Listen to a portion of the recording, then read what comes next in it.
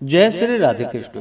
आप सभी का आपके अपने YouTube channel V K Mishra present में बहुत बहुत स्वागत है।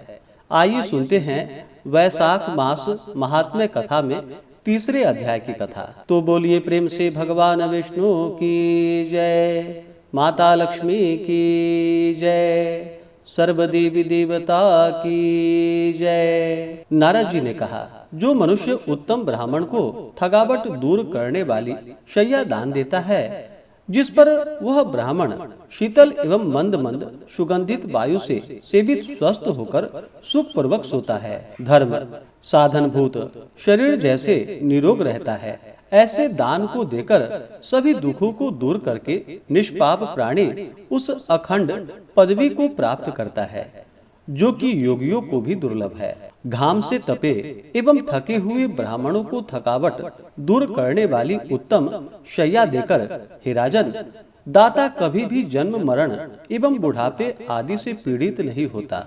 ब्राह्मण जिस शैया को ग्रहण करके आजन्म स्वस्थ चित्त होकर सोता है, उसकी तो बात ही क्या। शैया पर ब्राह्मण के बैठने मात्र से दाता के ज्ञान अथवा अज्ञान से किए गए समस्त पाप उसी प्रकार नष्ट हो जाते हैं, जैसे आग से कपूर। और यदि ब्राह्मण सुखपूर्वक सोए, तब तो निसंदेह ब्रह्म निर्वाण प्राप्त करता है। स्नान मात्र से अत्यंत भगवत प्रिय वैशाख मास में जो शैया दान करता है, इसमें संदेह नहीं कि वह उसी जन्म में सुख भोगों से संपन्न हो जाता है। यह निश्चित है कि वह रोग शोक आदि से पीड़ित न होते हुए आयु, उत्तम आरोग्य, यश, प्रतिष्ठा एवं धैर्य को प्राप्त करता है।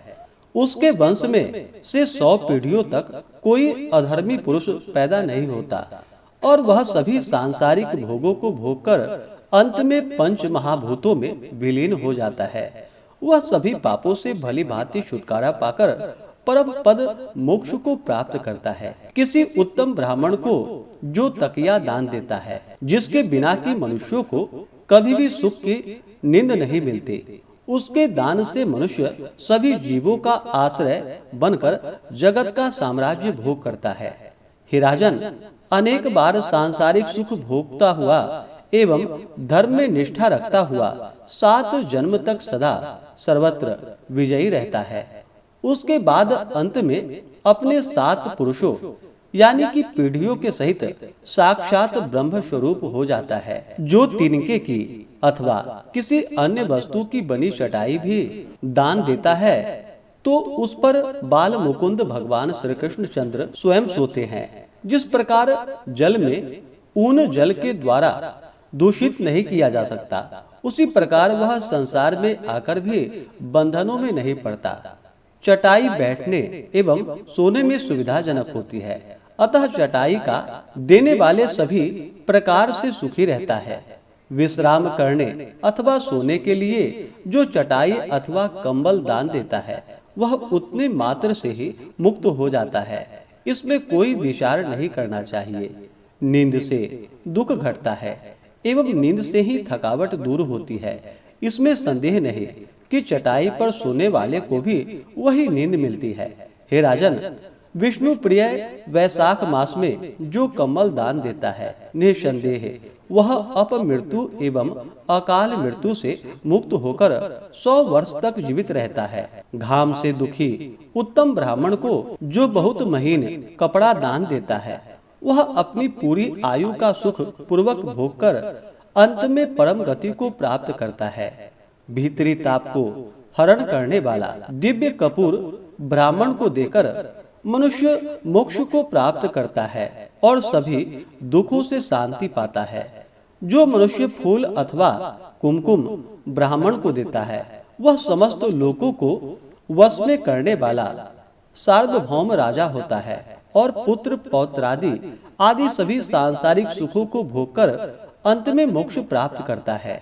चर्म एवं हड्डी में रहने वाले संताप को भी चंदन दूर कर देता है। अतः चंदन दान देकर मनुष्य आदि भौतिक आदि तीनों पापों से मुक्त होकर मोक्ष परम पद को प्राप्त करता है। खस, चंपा एवं इलायची आदि सुगंधित एवं शीतल वस्तुओं से वासित जल जो दान देता है। हे राजन, सभी प्राणियों में वह सभी देवताओं से सहायता प्राप्त करता है। उसके पापों एवं दुखों की समाप्ति हो जाती है और वह अंत में परम पद प्राप्त करता है।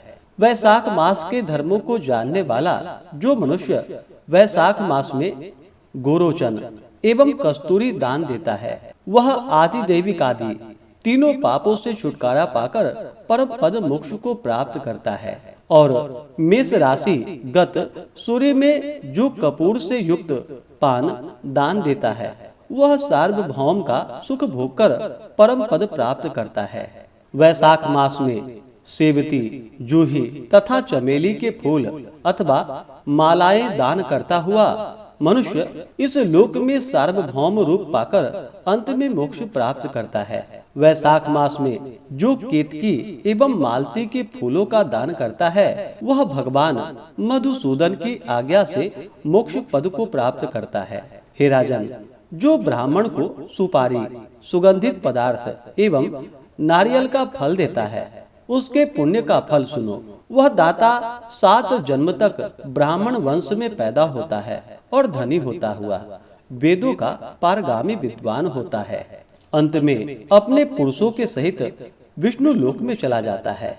और जो ब्राह्मण के घर पर विश्राम गृह बनवा देता है, उसके पुण्य का वर्णन तो हे राजन मैं भी नहीं कर सकता। अर्थात अथाह पुण्य है। जो बालू बिछा हुआ छायादान, सुंदर मंडप जिसमें कि पौसरा भी चालू हो बनवाता है, वह तीनों लोकों का स्वामी होता है। जो रास्ते में बगीचा, तालाब, कुआं अथवा मंडप बनवाता हुआ ऐसा काम करता है, तो वह साक्षात धर्म का स्वरूप है। उसे पुत्र पौत्रिकादिकों से क्या, कुआं, तालाब, बगीचा, मंडप, पौसरा चलवाना या चलाना। उत्तम उत्तम धर्मों का आचरण एवं पुत्र, ये 7 प्रकार के पुत्र माने गए हैं। इसमें संदेह नहीं कि इसमें से किसी को भी नहीं करने वाला मनुष्य स्वर्गादिक लोक नहीं पाता। उत्तम उत्तम शास्त्रों का श्रवण, तीर्थ यात्रा, सज्जनों की संगति, जलदान, अन्नदान, पीपल वृक्ष लगाना तथा पुत्र, ये 7 प्रकार के पुत्र वेदज्ञ विद्वानों द्वारा बतलाए गए हैं। सैकड़ों धर्म करने पर भी पुत्र के बिना मनुष्य स्वर्गलोक नहीं प्राप्त करता। अतः संतान की अभिलाषा अवश्य करनी चाहिए। उनमें से किसी एक को ही सही अवश्य अपनाना चाहिए। पशु, पक्षी, मृग तथा वृक्षों को भी परलोक का सुख नहीं मिलता है, फिर मनुष्यों की क्या गणना है। सुपारी, पान की पत्ती, कपूर तथा इलायची, लौंग आदि से सुसंपन्न उत्तम पान का बीड़ा दान देना चाहिए। इसमें संदेह नहीं, पान का दान देने वाला शरीर से किए गए समस्त पापों से छुटकारा पा जाता है और निश्चय ही यश, धैर्य तथा लक्ष्मी को प्राप्त करता है। और यदि कोई रोगी मनुष्य को देता है तो निरोग हो जाता है, और यदि स्वस्थ व्यक्ति को देता है तो मोक्ष प्राप्त करता है। वैशाख मास में जो ताप दूर करने वाला मट्ठा दान करता है, वह निसंदेह इस पृथ्वी पर विद्वान एवं धनी हो जाता है। घाम के दिनों में मट्ठा दान के समान कोई अन्य दान नहीं है। इसलिए रास्ते से थके हुए ब्राह्मण को मट्ठा देना चाहिए। जंबीरी नींबू के सुंदर रस से युक्त तथा स्वच्छ नमक मिला हुआ अरुचि को मिटाने वाला मट्ठा जो दान करता है, वह मोक्ष प्राप्त करता है।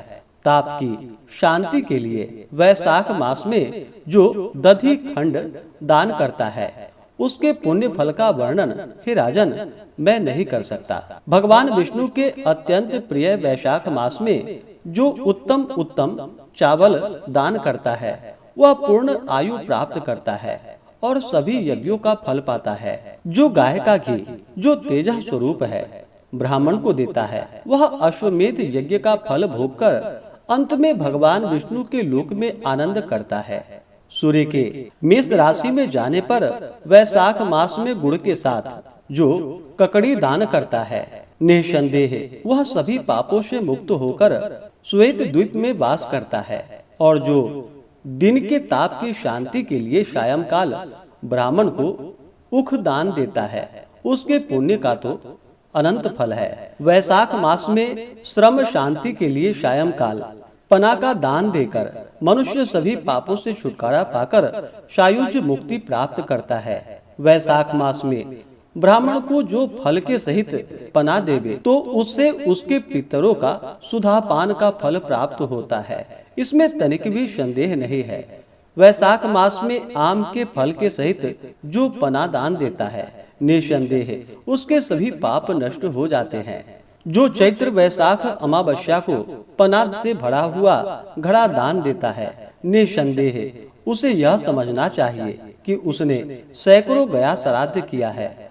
कस्तूरी, कपूर, जूही, बेला एवं खस से सुवासित पना घड़े में भरकर जो मनुष्य चैत्र मास की वैशाख मास की अमावस्या में पितरों के उद्देश्य से करके या ब्राह्मण को देवे तो 96 गया श्राद्धों का फल पावे।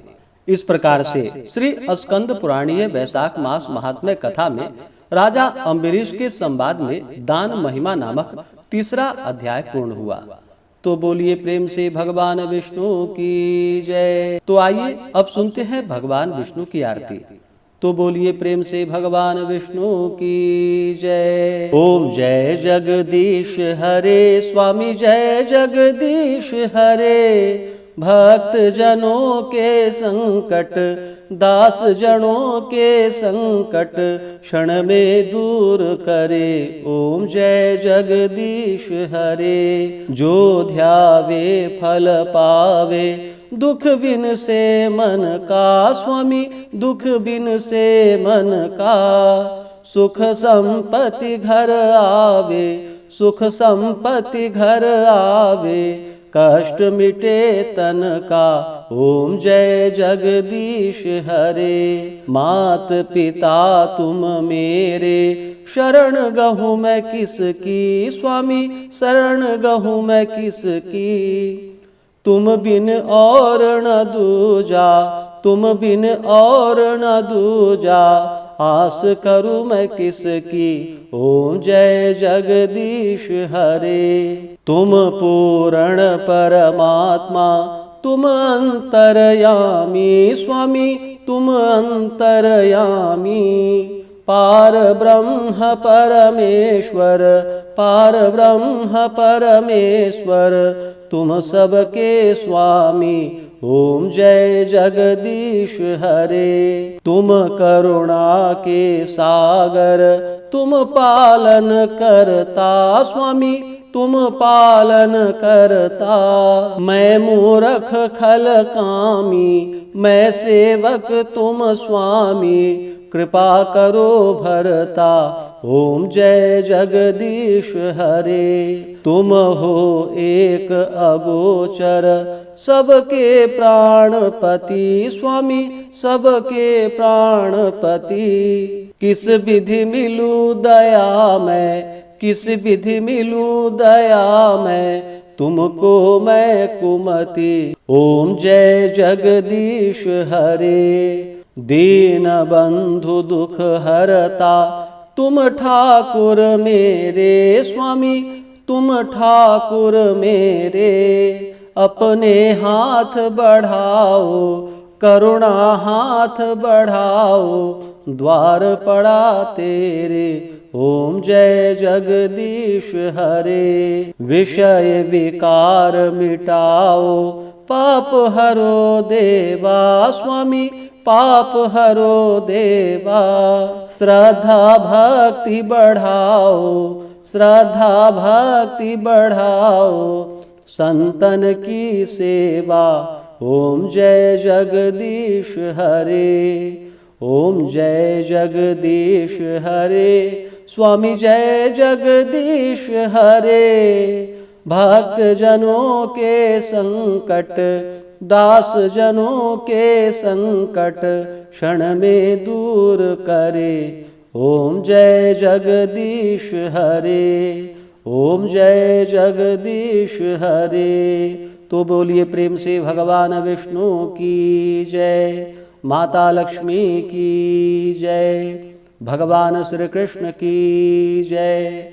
सर्वदेवी देवता की जय। धर्म की जय हो, अधर्म का नाश हो, प्राणियों में सद्भावना हो, विश्व का कल्याण हो, सकल ग्राम समाज की रक्षा हो, गौ माता की रक्षा हो, अपने अपने माता पिता की जय हो, अपने अपने गुरुजनों की जय हो, सर्वदेवी देवता की जय हो। नमः पार्वती पतये हर हर महादेव।